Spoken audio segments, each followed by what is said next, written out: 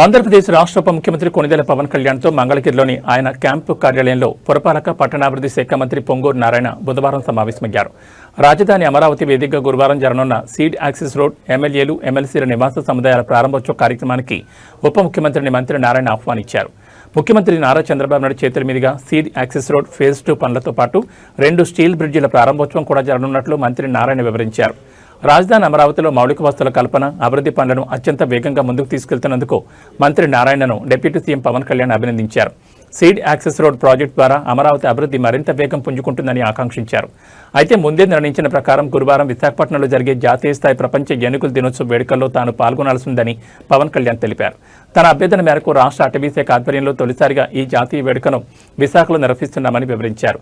తన ఆహ్వానం మేరకు కేంద్ర అటవీ పర్యావరణ శాఖ మంత్రి భూపేంద్ర సింగ్ యాదవ్ కూడా ఈ కార్యక్రమానికి హాజరవుతున్నట్లు స్పష్టం చేశారు.